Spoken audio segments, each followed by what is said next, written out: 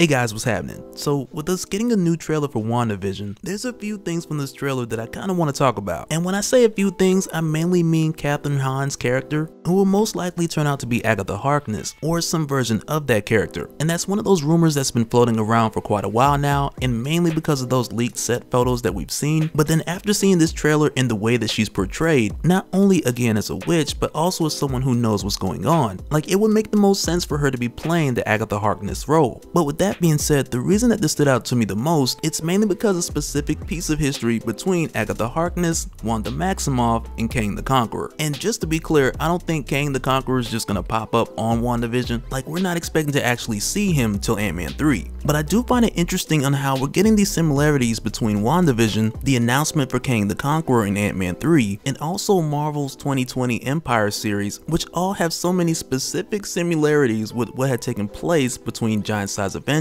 issue 2 and Avengers issue 129, because back at the time, Kang had traveled to the past in order to catch the selection of the Celestial Madonna, which we knew later on would be Mantis, but with Kang's future having limited details on the present, he was only able to narrow it down to Scarlet Witch, Mantis, and Agatha Harkness. And really, to make a long story short, because it's hard to reference Kang without doing a video within a video about this guy. And I'm really just bringing him up because I'm trying to make a point about Agatha, but it really won't make sense unless you know a little bit about Kang. And so just to spill a little bit about Kang, prior to this point he had visited ancient Egypt, and when he did, he had taken the seat of Pharaoh under the name of Rama-Tut, which is a story we'll talk about more at a later time pertaining to Ten of Swords. But with Kang having visited ancient Egypt at one point in time, and after that retreating to the future to where he landed in the 41st century, he had then brought that technology back to what was considered the present day, and it was at that same location in Egypt where he had brought the Avengers, Scarlet Witch, and Agatha Harkness to where he could cause destruction there and build a new timeline. And after jump starting that timeline with this catastrophe, he had planned to then jump to that future with the three ladies so he can then find out who was the Celestial Madonna. And that's the simplified version. But I say that to say this.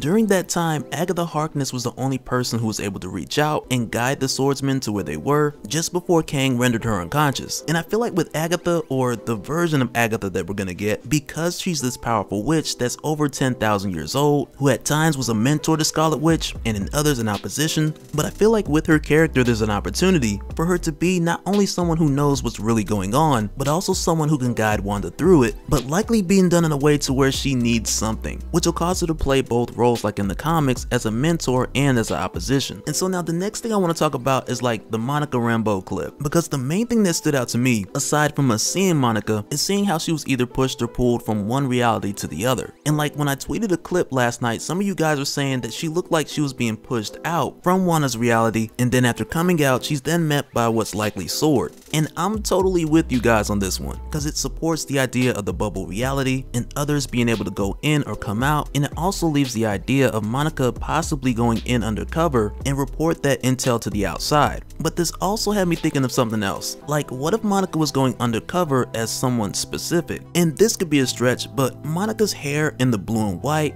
like, they immediately make me think of Vertigo from the Salem 7. And if we are dealing with a version of Agatha Harkness, like, how crazy would it be for Monica to go in undercover as a member of the Salem 7, who are Agatha's grandchildren by way of her son, Nicholas Scratch, who had a number of children by different mothers, but for the most part they had stayed hidden away for a number of years within New Salem. But even with them hiding from the world in New Salem, Agatha's son, their father, Nicholas Scratch, he grew a resentment for Agatha because he felt like she had deserted them, which he had also convinced to the other witches of New Salem. But with this being the case and all the mystery around New Salem, it's possible that Sword wouldn't know much about them, so if they try to send Monica in as Vertigo, there's just a number of ways that could have went left and her cover could have been blown.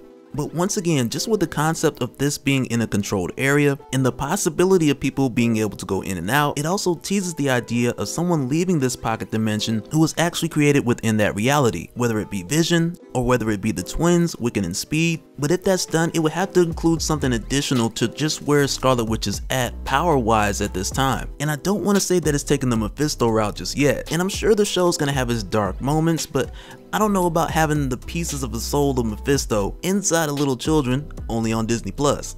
But that'll do it for this one, guys. Just wanted to share some thoughts real quick, and like, I'm looking forward to the show, like classic Vision, and really just the whole Halloween theme of everyone playing their actual selves, but instead in like classic Halloween costumes. Like, I think it's gonna be pretty sick. But leave some of your thoughts down in the comments below. Let me know some of your theories of how you think the series may have started, or even your ideas on the confines of how far Wanda's powers are even reaching. Because you know me, every now and then I like to just have fun and just dwell in the realm of speculation. And from what we've seen so far, there's a lot of room to speculate.